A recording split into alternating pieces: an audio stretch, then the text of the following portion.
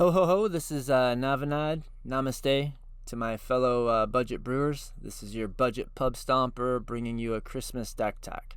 This is Deck the Halls with Christmas Elf Balls, aka the $100 version. Budget Balls. This is a commander I started working. I tried to build a casual deck. I don't often build casual decks, but I tried to build a casual deck about a year ago today. And this seemed like it kind of captured the Christmas spirit. And I tried to, make it kind of toned down and not like this crazy CDH thing. And the combos were kind of intricate and required a lot of pieces, but it turns out that there's just enough redundancy inside the Raggadragga shell that it was way too strong for your typical kind of high power pod.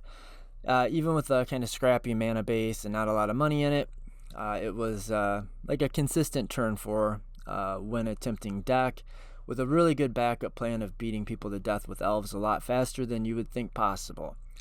So I went about the business of budgetizing it with my friend Ignacio Nacho on the Discord, and I kind of just revisited it and decided that this would be the perfect time to show off Raggadragga Goreguts Boss.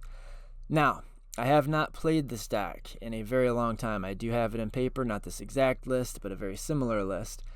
This is the one Ignacio and I budgetized to $100. I made a couple of swaps today to get the price back down because a lot of we had price creep on things like Selvala and some of the tutors and random stuff. But this is kind of where we landed. I did decide to keep Birds of Paradise in, even though it's $5. That's something you could take out. And there was a package that I ended up dragging out and replacing. And that is something you definitely could put in your build, depending on which way you want to go with it and how much money you want to spend on it. Ashaya is creeping up in price again. It was super, super cheap for a bit. But anyway, without further ado, let's talk about Raggadragga Goreguts Boss. So this is a 4 mana 4/4. It's a human boar, and the human thing does kind of come up occasionally. It's green, red, and 2. So this is your Christmas colors. This is basically Santa Claus. You know what? I should rename the deck something about Krampus, but we'll get back to that. Krampus. Yeah, this guy is Krampus. That's what I'm going to call him from now on. That's Krampus. Okay, so what does he do? Well, Raggadragga says that each creature you control with a mana ability gets +2/+2. It just stays that way as long as this dude's in play. And whenever a creature you control with a mana ability attacks, untap it.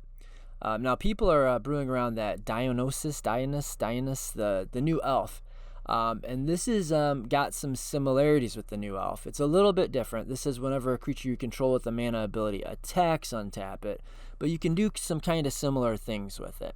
A little bit different, but the bigger ability, well, the first ability is the primary thing. I don't even know if that's true. Each creature you control with a mana ability gets +2/+2 is very relevant. And then the third ability is the other bit of relevant text. This is whenever you cast a spell, if at least 7 mana was spent to cast it, untap target creature, it gets +7/+7 and gains trample until end of turn. So why is that important? Well, these two abilities, the +2/+2 to all of your dorks and the +7/+7 to target creature and untap it, whenever you cast a 7+ mana spell, those kind of go together to break the shit out of, sorry, it's Christmas time, break the poo out of cards like, well, Devoted Druid's really cool with it. So if you can give your Devoted Druid +2/+2, it can untap 2 extra times to give you a burst of mana. And also, when you cast a 7 mana spell, you can untap this and give it +7, which can get kind of out of hand.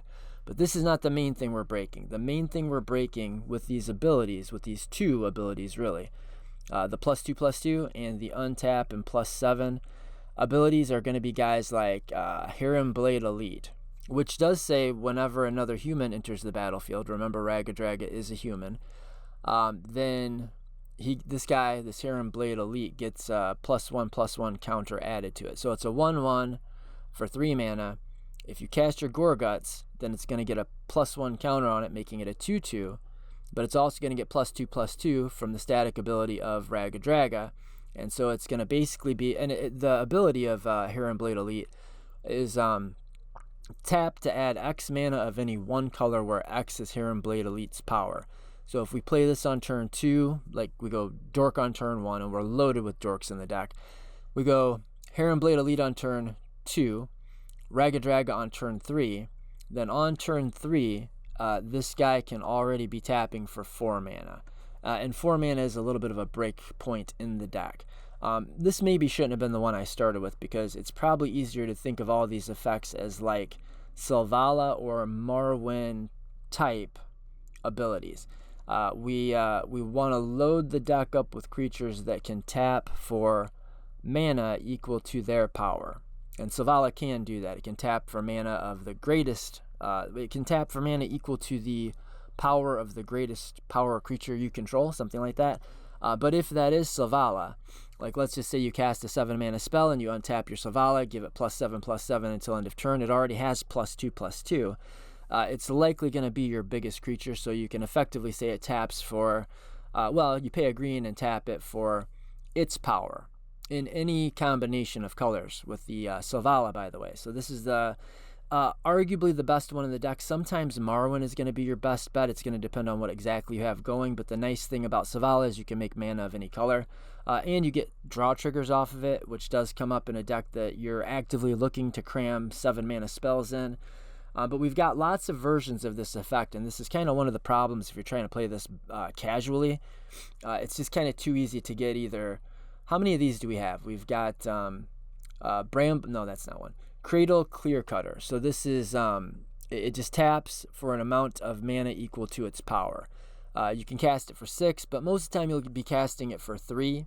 And so this is going to be kind of like a Marwyn type creature. We've got 1 here. We've got Heron Blade is 2. Kami of Whispered Hopes is kind of the same thing. It has this other little bit of text that's if 1 or more +1 counters would be put on a permanent you control, that many +1 counters are put on that 1 plus that many +1 counters are put on that permanent instead. And we are doing that with some of the cards in the deck. Not a lot, but it comes up. Like Marwyn gets +1 counters when you play an elf. You get a +1 counter with Heron Blade Elite some of the time. So there's is it Rashmi? There's the green dude that when it enters the battlefield you put +1/+1 counters on creatures and then they become effectively dorks. So there's ways to take advantage of this ability, but really this is the third of this effect. And then we've got that's the guy Rishkar. I was thinking of Rishkar. Then we've got Marwyn is 4, and we've got Selvala is 5, and Viridian Joiner is another one that just tap, add an amount of green mana equal to its power. So that's 6 of these cards, and this is one of the main things. Like, honestly, a lot of whether you can keep a hand when you're playing this deck depends on whether you either have one of these guys in your hand or the ability to tutor one, because you'll need this to go off with the deck. So how do we go off with the deck? Well, let's talk about kind of what I would call the signature combo. There's a lot of interesting and weird, unusual combos, things that we've definitely not talked about on the channel. And, we have talked about the Ashaya combos before, so that's another reason I didn't feel too bad about cutting those, because this is going to be a little bit more interesting. So the oddly, really strange key piece to the deck is Panglacial Worm. And this is not a Christmas meme. I mean it seriously. So what does Panglacial Worm do? You maybe don't know. Most competitive players have probably never even looked at this card. It is 7 mana, 9/5 trample. It says while you're searching your library, you may play Panglacial Worm from your library.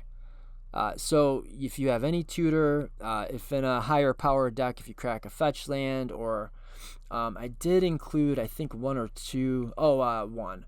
Ash Barrens. So this is a way to search your library. So if you cycle your Ash Barrens, you're searching your library, you can cast this exactly 7 mana Panglacial Worm while you're doing the search. So if you come up with 7 mana, so you've got a Heron Blade Elite and a couple of dorks, you've got your Raggadragga in play, and you cast doesn't matter, Eldritch Evolution or Uncage, Weird Harvest. You could do any of the tutors, Gamble, or like I said, Ash Barrens. then you can use that 7 mana to cast the Panglacial Worm. And when you cast the Panglacial Worm, because it's 7 mana, you're going to untap one of your dudes and give it +7/+7 until end of turn. So untapping a Heronblade Elite, a Marwyn, any of these like Marwyn-esque creatures is that's going to allow you to then tap that thing for, well, usually like 10 mana, but sometimes more. But a dead minimum, well, let's see it. The dead minimum would be if you have, what's the most basic one? Viridian Joiner. It gets +2/+2 with Raggadragga, so it's automatically tapping for 3. And if you've got 7 mana worth of things, lands, dorks, this thing is 3 of it, and you can do a search and cast your Panglacial Worm for 7, then you will untap Viridian Joiner, and it will get +7/+7, so it will have 10 power, and then be able to tap again for 10 mana. So this is kind of the key to how the deck works most of the time. There's other lines, but this is one of the really cool lines. So as an example, we're going to cast a Gamble looking for, well, usually Temur Sabertooth. This is usually going to be your tutor target, by the way. So you're going to take one of your 2 mana dorks. Sorry, we've got a dog going crazy. It's Christmas, guys. I'm trying to squeeze this in best I can. I love it. So we have a 2 mana dork, and we sack it to Eldritch Evolution to make a search. We're going to look for, say, Temur Sabertooth to put Temur Sabertooth directly into play. While we're searching, we're going to cast our Panglacial Worm. And then we're going to untap our Viridian Joiner. We're going to untap our Heronblade Elite. We're going to untap our Selvala. We're going to untap our Cradle Clearcutter. Any of these dudes, we're going to untap, and they're going to then be able to tap for a minimum of 10 and often more than 10 mana. But 10 mana actually is going to be enough to do what we want to do. So while we're casting our Gamble for Temur Sabertooth or Eldritch Evolution for Sabertooth, these ones that put the Temur Sabertooth directly into play are kind of the best. So Eldritch Evolution, put the Temur Sabertooth into play, but while we're looking for the Temur, we can cast the Panglacial Worm. We can untap our Viridian Joiner. Now our Viridian Joiner gets +7/+7. It already had +2 from Raggadragga, so now it's going to tap for 10 mana. And your Temur Sabertooth is in play, and your Panglacial Worm is in play, and you've got an untapped 10 power Viridian Joiner. So now you're going to tap the Viridian Joiner, or any of the substitutes, for 10 mana. You're going to use 2 of that 10, leaving you with 8, to return the Panglacial Worm to your hand. And then you're going to cast the Panglacial Worm from your hand with 7 of your floating 8 mana. When you do that, you have yet again put a 7 mana spell on the stack, which is going to untap your Viridian Joiner and give it +7/+7 once more. And so then you're just going to rinse and repeat. You're going to tap the Viridian Joiner again to bounce with Temur Sabertooth the Panglacial Worm back into your hand. You're going to cast it again, which will untap the Viridian Joiner. This is going to make infinite mana, and it's going to make your Viridian Joiner infinitely big. So once you have a 10 billion Viridian Joiner, 10 billion and 1 Viridian Joiner, then you're going to be able to substitute, you're going to be able to, instead of continuing to untap and power up your Viridian Joiner, you're going to be able to untap all of your creatures. Because note that this ability does not say that you're going to, it says whenever you cast a spell, if at least 7 mana was spent to cast it, untap target creature. It doesn't say target dork. It doesn't say the creature you used. It just is target creature. And that target creature gets +7/+7 and gains trample, importantly, until end of turn. So as long as you have a few dudes in play, when you're going through this infinite loop where you're making infinite mana and pumping your Viridian Joiner or Selvala infinitely big, well, you're also then going to be able to switch over, and you're going to continue to bounce the Panglacial Worm with Temur Sabertooth and recast it, but you're going to untap your Paradise Druid and your Lanor Elves and your whatever, Elvish Mystics. You're going to keep untapping them. They get +7/+7 in trample. Do it again and again and again until all of your team, including Raggadragga, all of your dudes are 1 billion trample. And then you can just swing in and kill everybody. So you really don't need, even though you are making infinite mana with this combo, you don't necessarily need an infinite mana outlet. I did think it would be a good idea to include a couple infinite mana outlets in case you happen to not exactly have enough. If you don't have quite the number of creatures that you need in order to Alpha Strike, Then you do have some stuff like Staff of Domination. And there's other infinite mana combos in the deck and other infinite mana combos you might choose to include in your build. And having the backup outlets is definitely not a bad idea. But I want to talk about some of the other sort of Raggadragga specific combos. So let's say we have we're just using Viridian Joiner. Could be any of these, Cradle, Clear Cutter, or Heron Blade Elite, any of these dudes. But just for the simplicity of the text on the card, we've got Viridian Joiner. So we are casting our Panglacial Worm, making infinite mana with Temur Sabertooth. We can't, well, usually that will just do the job. But you know what? For this example, we don't need Panglacial Worm. Like I said, sorry, it's been a while since I played the deck. Okay, so let's back up. We have 7 mana worth of dorks to tap, and Viridian Joiner among them. And we have a card like Spine of Ish Sah. Okay, so doing this, we can cast Spine of Ish Sah. It's a 7 mana spell, so it is going to untap our Viridian Joiner and give it +7/+7 until end of turn, and trample, of course. So say we had our 3 power, is it Viridian Joiner? We have our 3 power Viridian Joiner, and we have 7 mana total. We have Spine of Ish Sah. We cast the Spine of Ish Sah.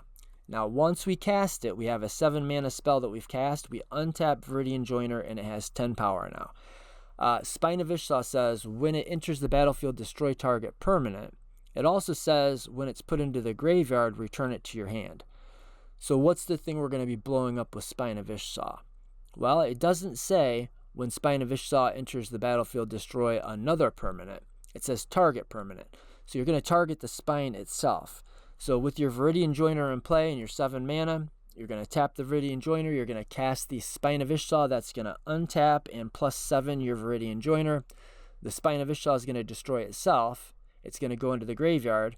But when Spine of Ish Sah goes to the graveyard, you return it to your hand, which means now that you've got an untapped 10 power, whatever this damn thing is called, Viridian Joiner in play, you can tap it for 10 mana, cast the Spine again. It's going to untap your Joiner again, and you're in the same situation where you're making infinite mana, getting infinite untaps, and infinitely buffing your entire team and giving it trample. Then there's a couple other pieces that are pretty interesting. Now, I did have the 1 mana. This is one of my last cuts. I just made it today. I did have the 1 mana guy that washes your mana. Arachi Leafcaller. This guy makes the first cut of a lot of my decks and then ends up getting cut. But this is a 1 mana dude that just turns all of your green mana into mana of any color.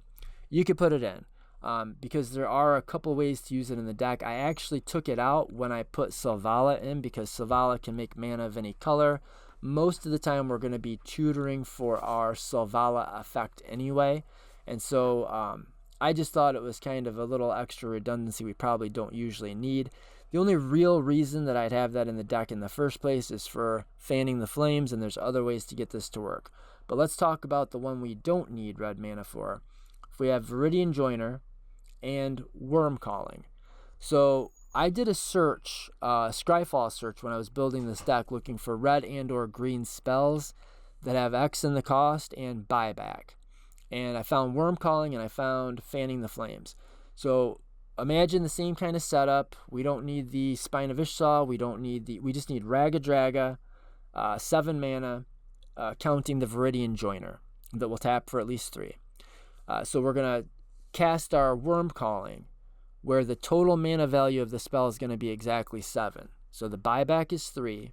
There's 1 and X. So we're going to cast it the first time X equals 3. Now that's going to put a 7 mana spell on the stack, which is going to untap our Viridian Joiner. It's going to make a worm token of X size. So it's going to put a 3/3 token into play, but it's going to come back into our hand, and it's going to untap our Viridian Joiner and give it +7/+7. So then we're going to tap it again, and then the next time we're going to make a worm token that is I believe 10 power. And then buy it back, bring it back to our hand, and just continue this until we've made an infinite army of ever bigger tokens, and we've made infinite mana, and we've pumped our team infinitely and given them all plus a billion, and trample. Fanning the Flames is the better version of this effect, except it does require red mana. Again, that's why the Orochi Leaf Caller was in the deck in the first place, but some of our guys do have the ability to make red mana. Selvala, Heart of the Wild will do it. Heron Blade Elite will do it. And I believe Kami of Whispered Hopes will also do it. Yeah. So most of the time we're going to have one of these guys in play that isn't the very base version, Viridian Joiner. We're going to have either Selvala or Kami or Heron Blade Elite, or a tutor to find any one of them. And in that case, if we have Fanning the Flames, we can do the same thing that I was just talking about, explaining, where we were using the Viridian Joiner to do infinite buybacks and infinite tokens with Worm Calling. But Fanning the Flame is the red version. It's 2 mana and X, buyback 3, and it deals X damage to target creature or player. So this, we don't even need to have a team on board that can actually swing out and kill everybody, because Fanning the Flames will just murder everybody on its own. So when we have, doesn't matter, just say Selvala in play, and we tap our Selvala for whatever, 3 mana. I guess probably 4 mana because Goreguts Boss will be out. So if we've got, so effectively it's going to tap for 3 mana because you do have to put 1 mana into the activation of Selvala. So basically it's like the first time it's going to tap for at least 3 mana net. So let's just say we're tapping her for 3 mana. And then we're going to use red mana. And we're going to have at least 7 mana total. And we're going to Fan the Flames, putting a 7 mana spell on the stack, which means that this will do X2. So 2 red, 3 for buyback is 5. The X will be 2 on the first version of the spell. But since that's a 7 mana spell, it's going to untap our Selvala. And our Selvala is going to get +7/+7. So we're basically in the same situation that we were in with our Viridian and our Worm Calling. But instead of putting a bunch of tokens into play, we're just burning our opponents to death. So we've got Heron Blade Elite that we played on turn 2. On turn 3, we cast our Raggadragga.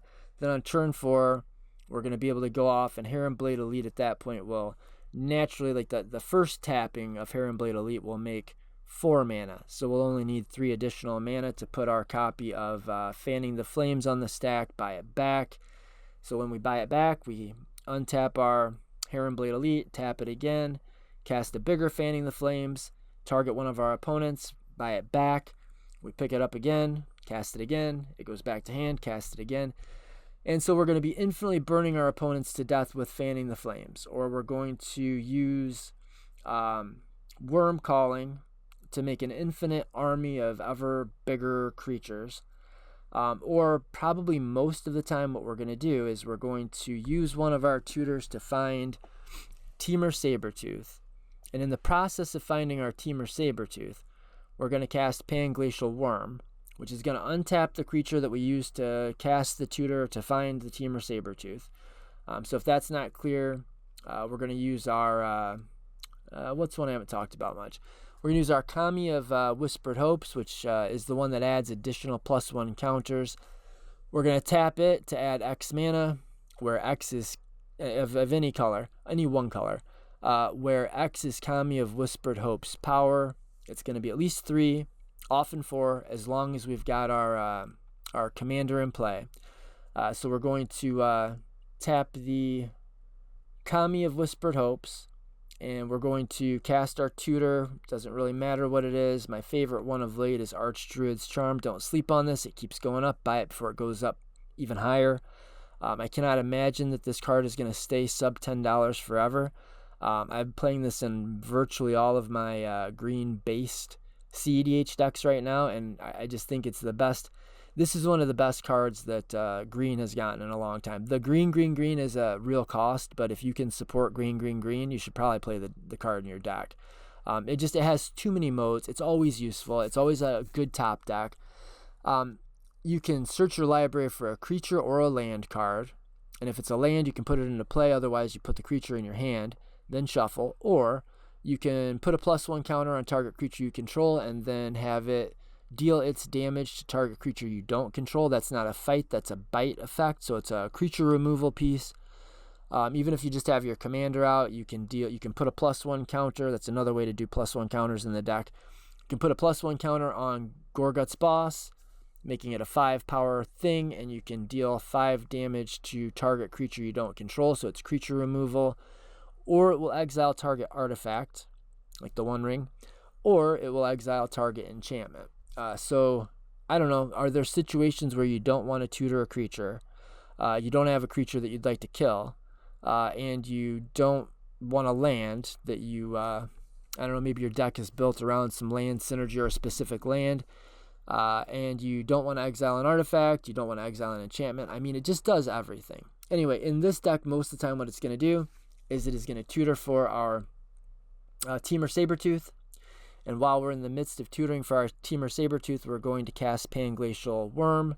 We're going to untap our Viridian Zealot or Kami or whatever and give it +7/+7 until end of turn. We're going to get our Temur Sabertooth. We're going to keep bouncing the Panglacial Worm and recasting it with our 10-powered dude, our 10-powered dork that taps for mana equal to its power. And we're just going to go off that way. Now, if you're stopped, the deck is actually pretty resilient. And first of all, it's got just a ton of redundancy. But even aside from the redundancy, the backup plan of beefing up dudes and just swinging with an army of like big pissed off Birds of Paradise, Boreal Druids, etc., can often get the job done. I mean, I've won games that way with my version of the deck that I've got in paper.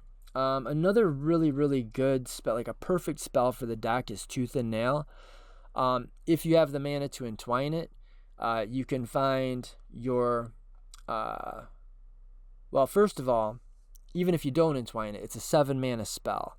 And we do want to prioritize having 7-mana spells in the deck. That's why we put a couple extra dollars into the land base using Turn Timber Symbiosis. That also puts counters on things. But Tooth and Nail, even if you don't entwine it, 7 mana, which is going to untap your big mana dork, and you're going to search for your Temur Sabertooth and something else, and then you're going to cast the Panglacial Worm. Now, something I may not have mentioned, the way that the stack works, the way that this combo works, when you tap your big mana dork to cast your tutor, you can untap it, give it +7/+7, and you can use that creature that got the +7/+7. You can tap that to cast the Panglacial Worm. And when you do, since it's a 7-mana spell, it's going to untap it again. And so this Viridian Joiner, when you tutor with it, like when you use it and whatever, Tooth and Nail, well, bad example, we cast Eldritch Evolution off of our Viridian Joiner, tapping the Viridian Joiner. When we have our 7-mana Panglacial Worm that we're casting while we're searching, we're going to untap the Viridian Joiner, and sometimes this will be the second time that you've untapped the Viridian Joiner in the same turn. So it'll either be 10 or 17, worst case scenario, while you're going through these combos. So the rest of this is just tutors and interaction. You know, we've got just a big suite of dorks. We've got ways to draw the deck, like if we're going through one of our loops where we're bouncing Panglacial Worm and recasting it. If we don't have enough dudes in play to actually murder the table, we can get Beast Whisperer, and we can draw our deck and make infinite mana. And when you draw your deck and make infinite mana, you're going to win the game. What else have I not talked about that has specific synergy? Great Oak Guardian, unfortunately, is only 6, not 7 mana.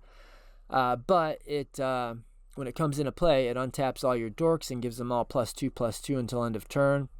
You can use that with Temur Sabertooth to make infinite mana, a lot of times even without having one of your big mana dorks in play, but definitely if you do.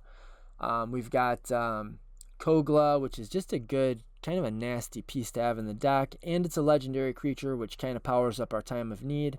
But the Kogla can bounce humans, And the two main humans you're going to be bouncing are going to be Hyrax Tower Scout or Eternal Witness.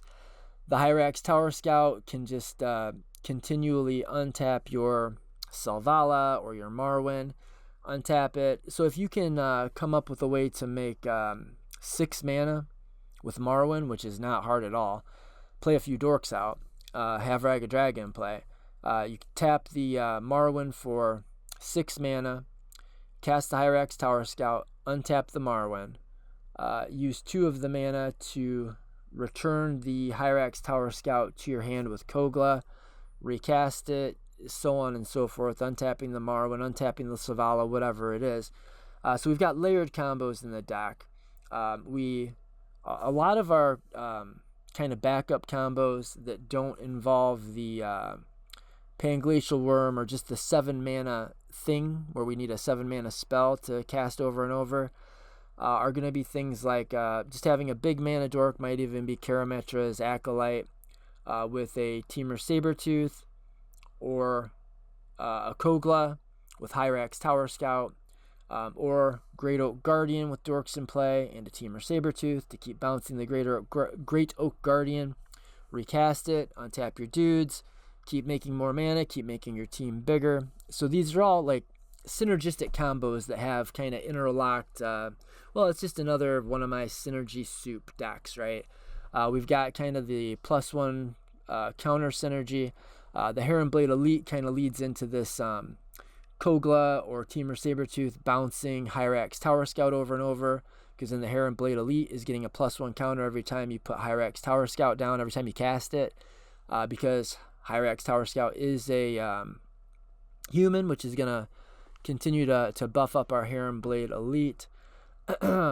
So yeah, you can kind of probably get to, if you've played mono green, we're doing a lot of the kind of mono green things, including some of the mono green win conditions.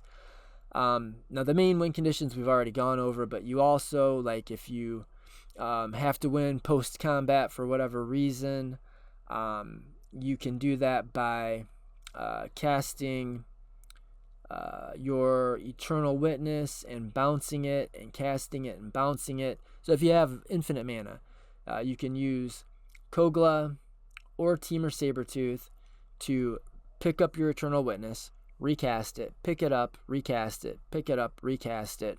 And while you're doing that, you can be picking up a Beast Within and using the same copy of Beast Within to blow up every single permanent on your opponent's battlefields.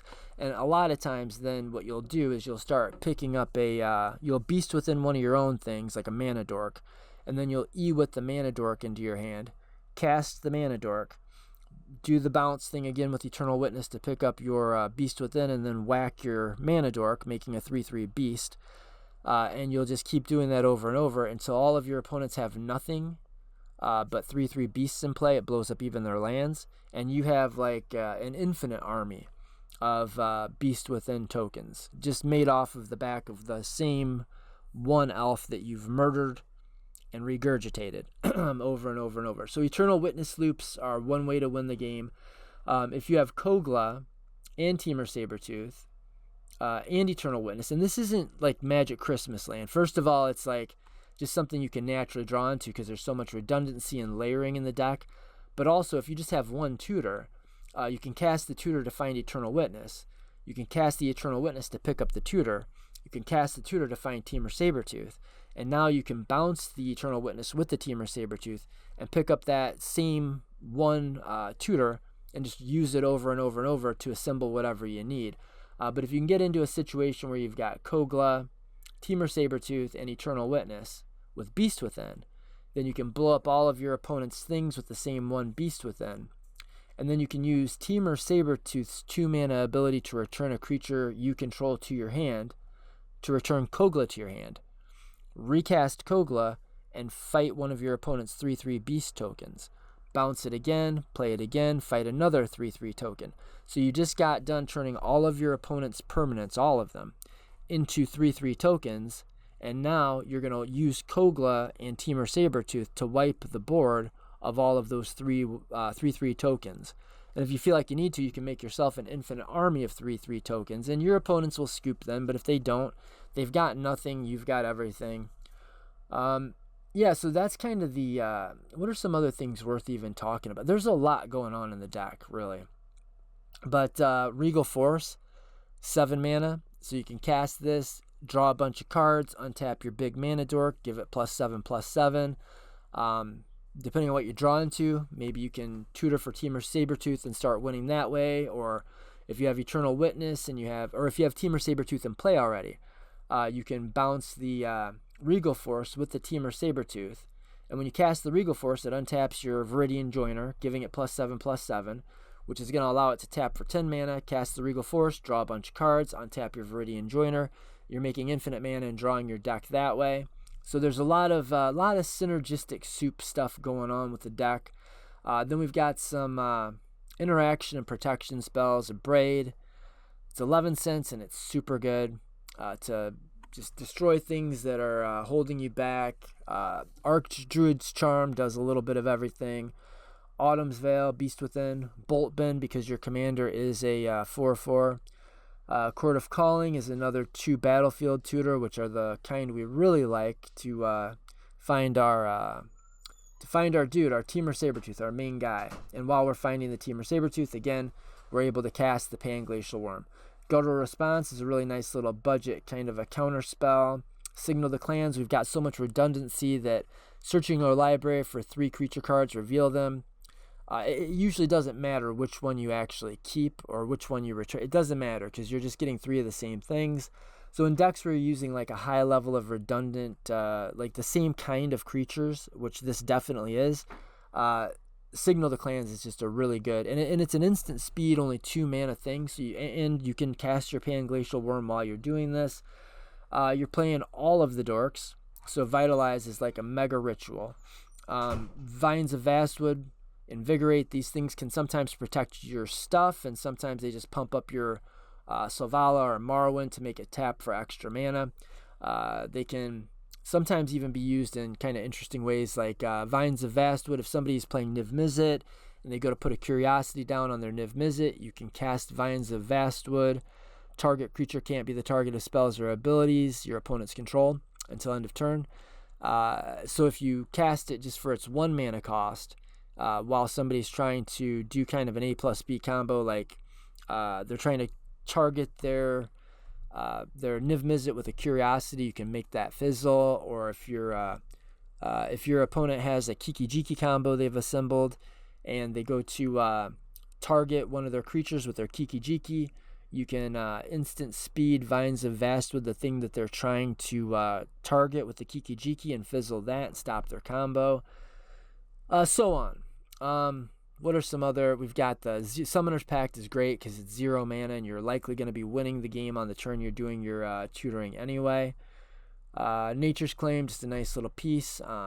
Lightning Bolt, Red Blast. We've got good bit of interaction. There's a few, maybe I ended up on just one of the Return of the Wild speaker type spells. Our guys get big, so being able to use 5 mana, instant speed, draw 10 cards because you've got a 10/10, pretty good. But also you can use the other mode to make all your dudes even bigger, which also makes a lot of them tap for extra mana. So it really is modal in this deck. Usually you're going to be drawing the 10 cards. Shared Summons can allow you to assemble an A+B creature combo. And that's pretty much the deck. And if you just end up in a situation where you have infinite mana and no way to win the game, Staff of Domination is there for you, and Staff of Domination can also be an A+B combo with a lot of your dudes. Like, if you have a Selvala with a Goreguts out, you can use your Staff of Domination to untap the Selvala. Okay, your Selvala would have to have 6 power. I think that's right. So if you can arrange for your Selvala, maybe you invigorate Selvala with Staff of Domination in play, then that'll let you draw your deck, and because you can just keep you make infinite mana by untapping the big mana dork for 3 mana. So you use this third ability, tap 3, tap the staff, untap Selvala, and then you activate Selvala, tap her for mana, and then you pay 1 mana to untap the staff, and you pay 3 mana to untap Selvala. And so all of your big mana dorks are capable of comboing with the staff by themselves, but also if you're just in one of your infinite mana loops but can't finish the game otherwise, you can use Staff of Domination to just draw your entire deck and put a win together that way. The land base, you know, it's become a little bit more expensive than some of the other color combinations to make a good functional budget mana base. Copperline Gorge has gone up a little bit. It came out like at $1. The Rootbound Crag is more expensive than other versions of this effect. Cinderglade's only 17 cents though, and that's a mountain forest, so that's pretty cool. Karplusan Forest is $3.76. I think most of the Pain lands are less than that. So we did have to spend a little bit of money to get a good mana base, even at 2 colors. But it is a pretty good mana base. The mana base is pretty effective. I think 32 lands, counting the MDFC, is the right number. I've actually played around with this a good bit, and I think that is spot on. So that is the deck. And how are we doing on time? Do we have time to goldfish? No, we do not. 40 minutes. Well, Merry Christmas, kids. So that is your Christmas budget pub stomping, your budget pub stomper Christmas gift. This is the holiday deck tech for Deck the Halls with Xmas elf balls. In this case, budget balls. Hope that all makes sense to you. Ask questions. Join the Discord. Like and subscribe. Watch more of my videos. We're in a real big lull on the Discord right now. I think it's just the holiday season, but it's crawled to like a halt. But I'm trying to put the bug in everybody's ears that after the season comes, we're going to just go right back to it and continue to build this thing that we all started building together. Until next time, may all your outs be lives and your women be loose, and words to your mothers and words to your fathers, and east side until I die on the west side, and namaste, nerd.